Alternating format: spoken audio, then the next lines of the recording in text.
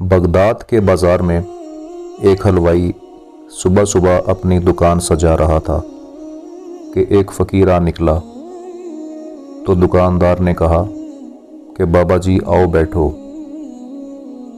فقیر بیٹھ گیا تو حلوائی نے گرم گرم دودھ فقیر کو پیش کیا۔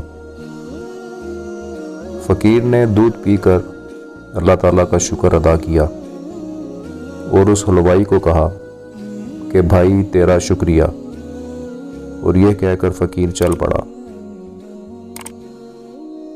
بازار میں ایک فاحشہ عورت اپنے دوست کے ساتھ سیڑھیوں پر بیٹھ کر موسم کا لطف لے رہی تھی۔ ہلکی ہلکی بوندا باندی ہو رہی تھی، بازار میں کیچڑ تھا۔ فقیر اپنی موج میں بازار سے گزر رہا تھا کہ فقیر کے چلنے سے ایک چھینٹا اڑا اور فاحشہ عورت کے لباس پر گر گیا۔ جب یہ منظر فاحشہ عورت کے دوست نے دیکھا تو اسے بہت غصہ آیا۔ وہ اٹھا اور فقیر کے منہ پر تھپڑ مارا اور کہا کہ فقیر بنے پھرتے ہو، چلنے پھرنے کی تمیز نہیں۔ فقیر نے ہنس کر آسمان کی طرف دیکھا اور کہا،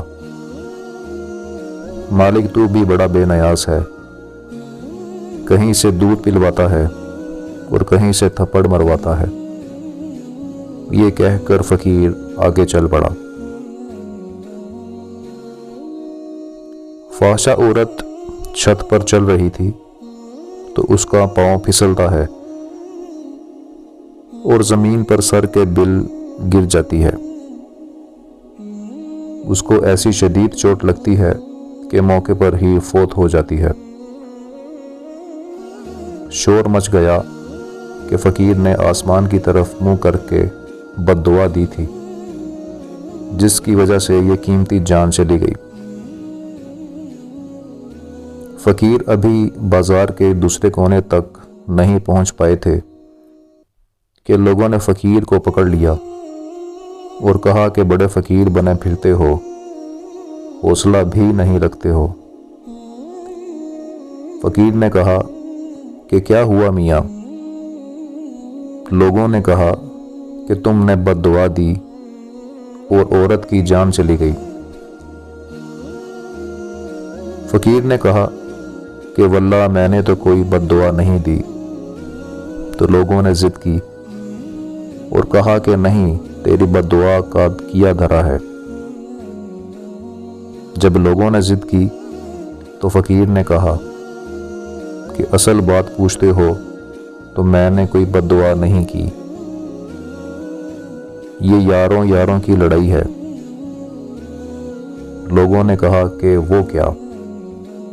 فقیر نے کہا کہ جب میں گزر رہا تھا اور میرے پاؤں سے چھینٹا اڑا اور اس عورت کے لباس پر پڑا تو اس کے یار کو غصہ آیا، اس نے مجھے مارا، تو پھر میرے یار کو بھی غصہ آ گیا۔ کچھ لوگ اس پہ پھر بابوں کا شور مچائیں گے، جبکہ یہ صرف ایک فقیر کی کہانی ہے، اور کہانی صرف کہانی ہوتی ہے۔ آپ کا ذہن اپنے مطلب کا نتیجہ اخذ کرتا ہے۔